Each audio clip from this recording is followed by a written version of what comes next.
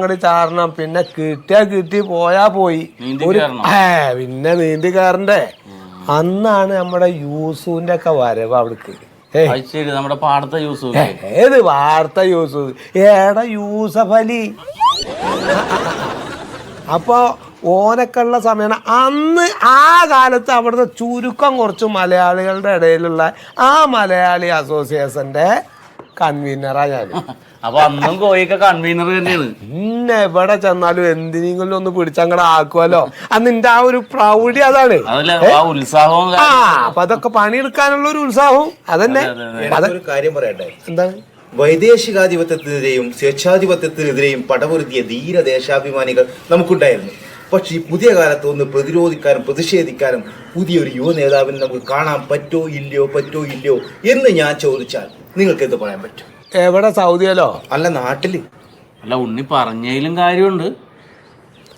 അനക്ക് വല്ലതും മനസ്സിലായോ? ഇല്ല, അവനെല്ലാം ആലോചിച്ചിട്ട് വേറെ വെളിവേട് പറയുന്നുണ്ടാന്ന് കണ്ടു. ഇപ്പൊ പറഞ്ഞ കാര്യം ഉണ്ടല്ലോ, അതിന് നമുക്ക് സമാനം ഉണ്ടാക്കാം. ഈ മീറ്റിംഗ് അങ്ങോട്ട് കഴിഞ്ഞോട്ടെ. അപ്പോ ഞാൻ പറഞ്ഞു വന്നേ, അന്ന് ഈ 62 കാലഘട്ടത്തിൽ ഈ ഗൾഫിൽ എണ്ണ കണ്ടുപിടിച്ചിട്ട് അതിന്റെ ഒരു പൊടിപ്പും തൊങ്ങലൊക്കെ പിടിച്ച് വളർന്ന് ഇങ്ങനെ വരുന്നൊരു സമയ. അപ്പോഴും ഉണ്ട് കേട്ടോ അവർക്ക് ഈ എന്താ പറയാ, ഈ വേസ്റ്റ് നിർമാർജന പദ്ധതി നിന്ന് ഇപ്പൊ നമ്മൾ പറയണ്ടല്ലോ, അന്ന് അവിടെ ഉണ്ടായി.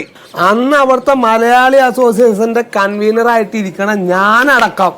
ആ പരിസരത്ത് എന്തെങ്കിലും ഒരു സാധനം ഉണ്ടെങ്കിൽ കംപ്ലീറ്റ് പറക്കി വൃത്തിയാക്കും.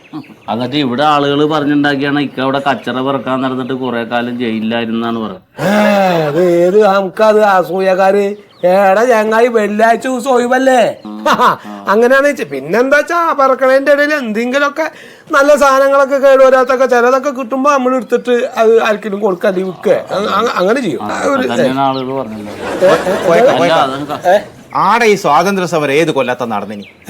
ഇവൻ ഏത് പോർക്കണം? അവിടെ സ്വാതന്ത്ര്യ സമരം നടക്കാൻ അവിടെ ഗാന്ധിജി ആയിട്ടുണ്ട്. ഏറെ ചങ്ങായി, അത് മാത്രല്ല അവിടെ എവിടെ ആഗസ്റ്റ് 15 അവിടൊക്കെ അറബി മാസല്ലേ? ഓരോ വാർത്താനം പറഞ്ഞിട്ടുണ്ടാക്കണേ. അല്ല, ഇതെന്തപ്പോ ബന കാണാത്ത ഈ സത്യനെ?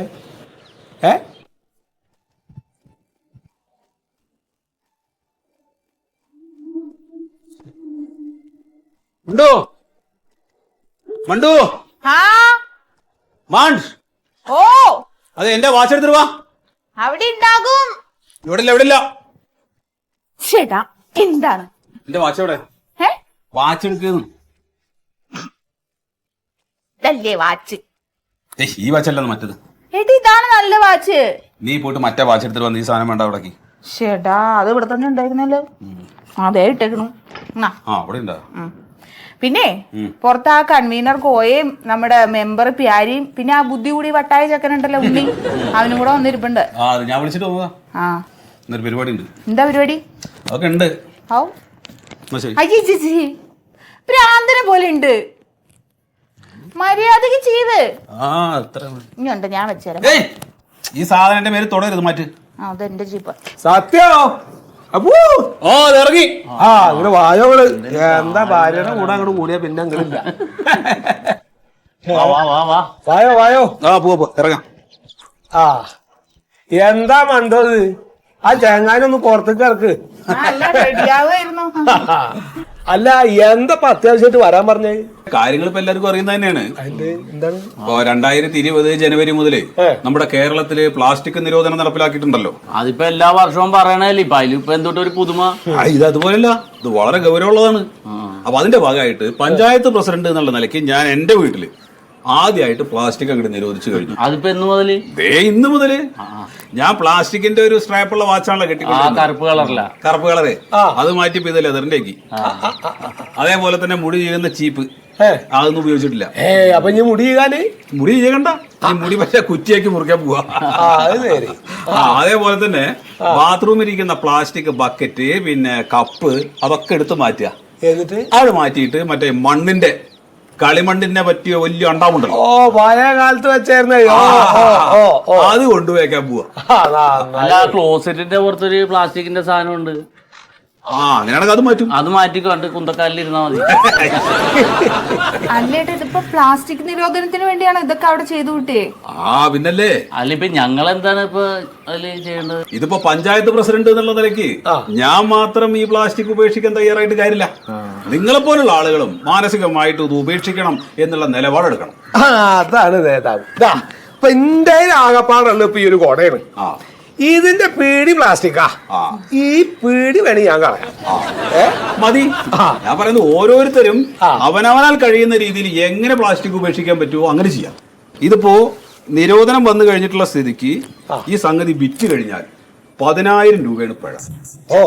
അത് ലംഘിച്ചിട്ട് വീണ്ടും വിറ്റ് കഴിഞ്ഞാല് ₹25,000 പിഴ വരും. വീണ്ടും ലംഘിക്കുകയാണെങ്കിൽ 50,000 രൂപ ഇവര് പിഴ കൊടുക്കണം. അത് വാർഡ് മെമ്പർമാരെ ഏൽപ്പിക്കാൻ നിയമം വേണം. അത് നടക്കില്ല. ഇനിയിപ്പോ എന്താ ആദ്യത്തെ പരിപാടി? ഇനി ഒന്നുമില്ല, നമ്മൾ നേരെ കടകളിൽ പോകുന്നു. ഈ അറിയാത്ത ആളുകൾ ഒരുപാടുണ്ടാവും. അറിഞ്ഞിട്ടും അറിയാത്ത പോലെ നിൽക്കും. അതെ, അതുണ്ടാവും. അവരോട് നിർബന്ധമായിട്ട് നമ്മൾ പോയിട്ട് ഇനി മുതൽ ഇത് വിൽക്കരുത് എന്ന് പറയണം. അതിനുള്ള ഒരു ക്യാമ്പയിനാണ് നമ്മൾ സത്യത്തിൽ ഇപ്പൊ ഉദ്ദേശിക്കുന്നത്. അന്ന് നമുക്ക് ഇന്ന് എന്റെ വാർഡിൽ നിന്ന് തന്നെ തുടക്കം കുറിക്കാം. അത് തുടങ്ങാൻ പോവാണല്ലോ. പിന്നെ മണ്ടോ, കടയിൽ പോയിട്ട് എന്ത് സാധനങ്ങളാണെങ്കിൽ വാങ്ങിച്ചോ, പക്ഷെ അത് നമ്മുടെ പ്രകൃതിയുമായിട്ട് മാക്സിമം ചേർന്ന് നിൽക്കുന്ന സാധനങ്ങളാവണം. സോപ്പ് മേടിക്കണം. എന്തിനാ സോപ്പ്? പയർപൊടി വാങ്ങിച്ചാൽ മതിയല്ലോ. പല്ല് തേക്കുന്ന സാധനങ്ങളൊന്നും വേണ്ടെന്ന്. അതിന് നമുക്ക് ഉമിക്കരി ഉപയോഗിക്കാം. അല്ലെങ്കിൽ മൂച്ചിയുടെ ഇല, മാവിന്റെ ഇല, അതൊക്കെ. അപ്പൊ ഇജിപ്പോ ചുരുക്കം പറഞ്ഞ ഒക്കെ മാറ്റി. ഞാൻ മാറ്റി. ഞാൻ ചെരുപ്പ് ഇപ്പൊ തൽക്കാലം ഇപ്പൊ ഇടുകയാണ്. ഇപ്പൊ അതിന് പകരം മെതിയടി കിട്ടും. മെതിയടി, ഓച്ചറ മെതിയടി കിട്ടും. അങ്ങനെ പോവുകയാണെങ്കിൽ ഒരു 4-5 മേടിച്ചു എല്ലാ മെമ്പർമാർക്കും കൊടുക്കാം. പിന്നെ കൊയക, നിങ്ങളാണ് കൺവീനർ. നിങ്ങൾ ഒരൊറ്റ ആളെ വിശ്വസിച്ചിട്ടാണ് ഞാൻ ഈ പരിപാടിക്ക് ഇറങ്ങിയിട്ടുള്ളത്. നിങ്ങൾ പറഞ്ഞ ആളുകൾ കേൾക്കും. അത് ആളുകളോട് ആ നിലയ്ക്ക് നിങ്ങൾ പറയണം. സത്യ ഇത് എന്നൊരു കാര്യം ഏൽപ്പിച്ചിട്ട് ഏത് കാര്യമാണ് നടക്കാണ്ട് പോയേക്കണേ? എല്ലാ കാര്യവും ഞാൻ ഏറ്റൊരു കാര്യം എന്തും പിന്നെ 10 വെറ്റാളോടല്ലേ മുക്കാൻ പറയണം. നിന്റെ ആരോഗ്യത്തിനനുസരിച്ച് ഞാനത് ചെയ്യും. മതി. അല്ലെ ഉണ്ണേ പറഞ്ഞ കാര്യങ്ങൾ കേട്ടല്ലോ. സത്യേട്ടാ, രാജ്യത്തിന് വേണ്ടി ധീര രക്തസാക്ഷിത്വം ഭരിച്ചവരാണ് നമ്മുടെ പൂർവികന്മാർ. ഇതിനു വേണ്ടി ഏത് അറ്റം വരെ പോവും. ഞാൻ വേണമെങ്കിൽ സർവജ്ഞ പീഠ കയറണം. അവിടെ കയറി വെച്ച കാര്യങ്ങൾ ഇവിടെ എളുപ്പത്തിൽ നടന്നിരുന്നു. നമുക്ക് ക്യാമ്പയിനോട് കഴിഞ്ഞോട്ടെ, എന്നിട്ട് കയറാം. ഉണ്ണി, നീ അത് കേറാൻ പോണതിന് മുമ്പ് മുടി ഒന്ന് വെട്ടിച്ചോളാം. ഭീകരനാണ് ഈ പ്ലാസ്റ്റിക്.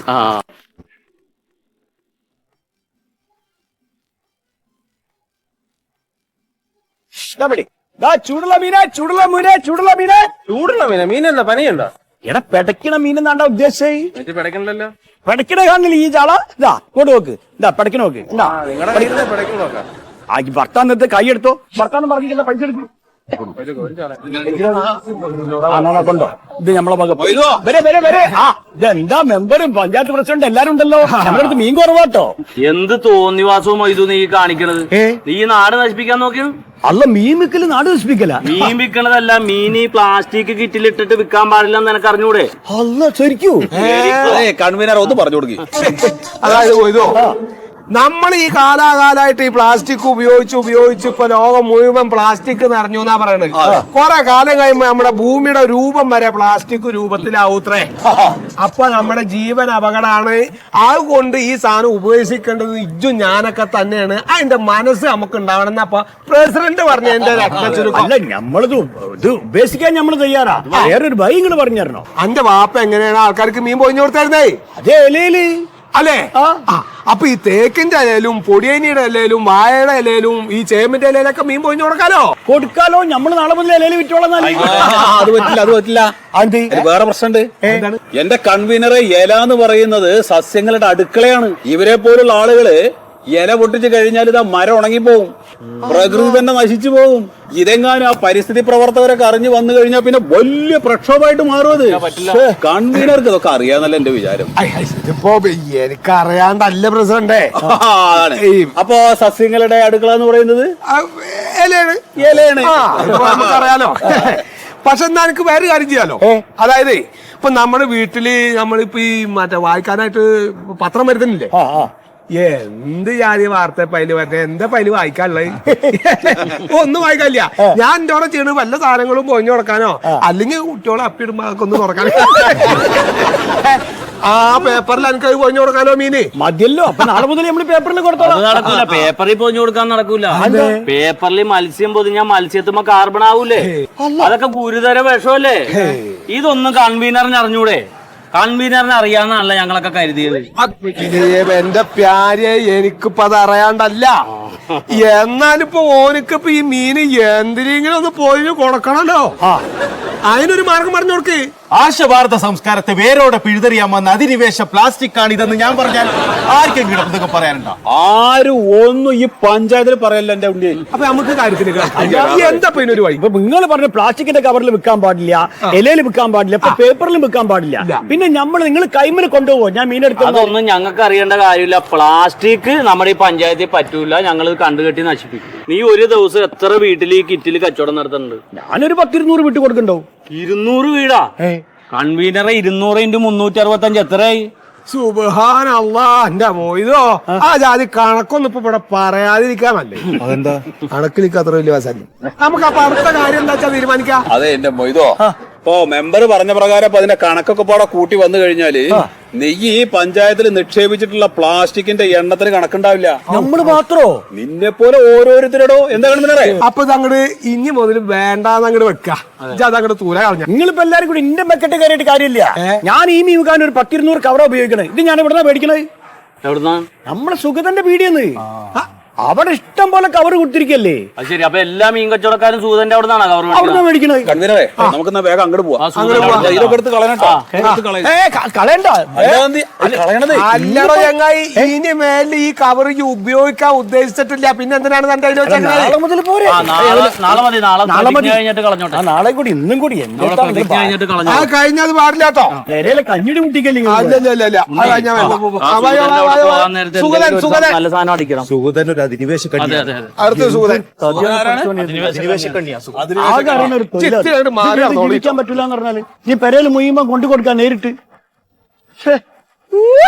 കൺവീനറെ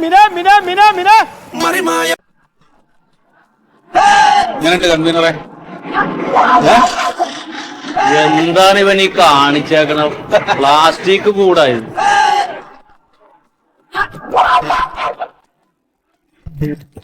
പ്രസിഡന്റ് കൺവീനറും മെമ്പറൊക്കെ ഉണ്ടല്ലോ.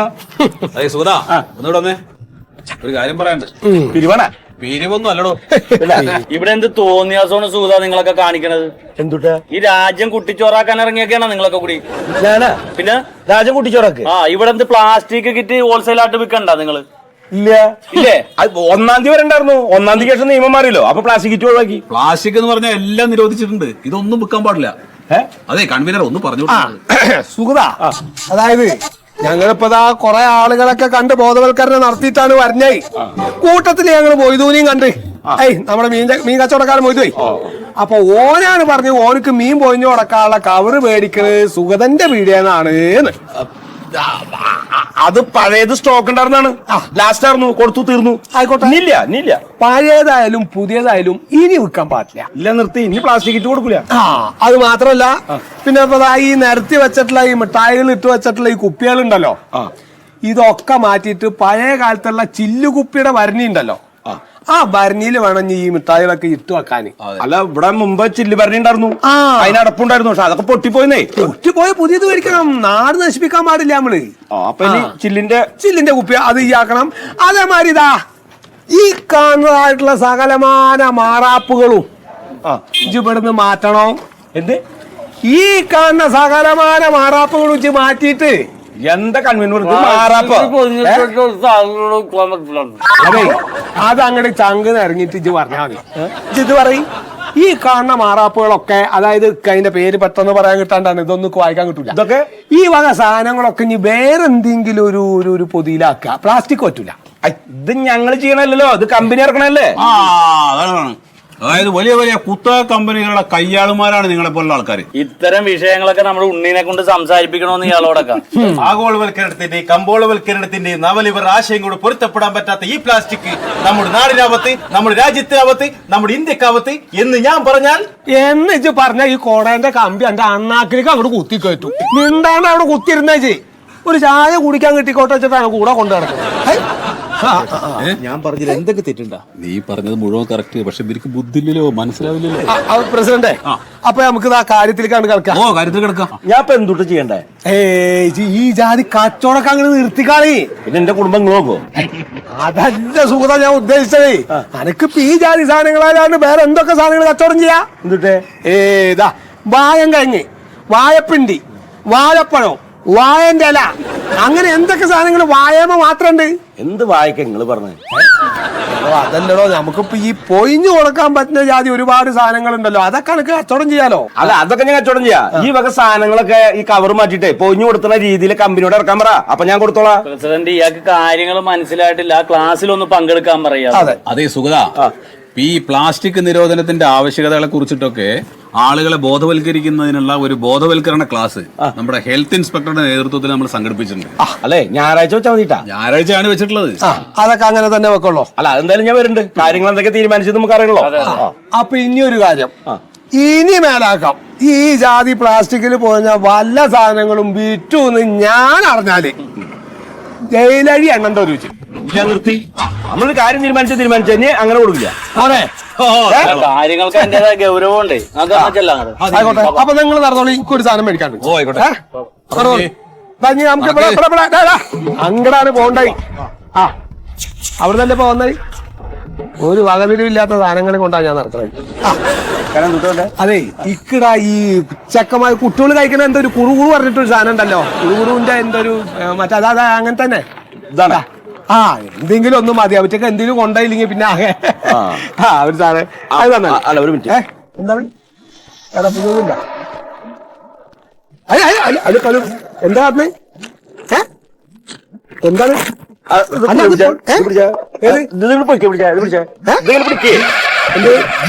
അല്ലാതെ കുട്ടികൾക്ക് കൊടുക്കണ്ടേ? അതെ, ഈ നിമിഷം മുതൽ ഈ വക പ്ലാസ്റ്റിക് സാധനങ്ങള് സുഗതന്റെ കടയിൽ നിന്ന് കിട്ടില്ല, നിർത്തി. കൺവീനർ പറഞ്ഞ അതിന്റെ അപ്പുറമില്ല. 10 രൂപ.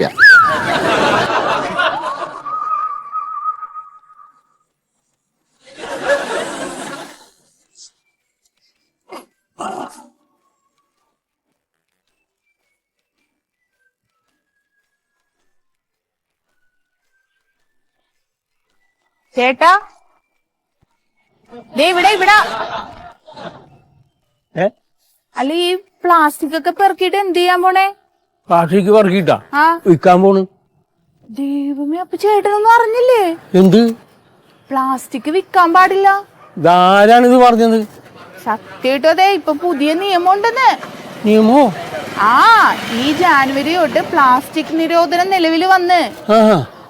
അപ്പൊ ഇനി ചേട്ടൻ പ്ലാസ്റ്റിക് വിൽക്കണ കണ്ടിട്ടുണ്ടെങ്കിലുണ്ടല്ലോ, ആദ്യത്തെ തവണ കാണുമ്പോ 10,000 രൂപ പിഴ, പിന്നെയും കൊണ്ട് വിൽക്കണ കണ്ടുപിടിച്ചിട്ടുണ്ടെങ്കിൽ 25,000 രൂപ പിഴ, പിന്നെയും കൊണ്ട് വിൽക്കണ കണ്ടിട്ടുണ്ടെങ്കിൽ ഉണ്ടല്ലോ 50,000 രൂപയാണ് പിഴ. കണ്ണി കണ്ട പ്ലാസ്റ്റിക് ഒക്കെ പെറുക്കി നടക്കേ, വേറൊരു പണിയില്ല ഈ വയസ്സാം കാലത്ത്.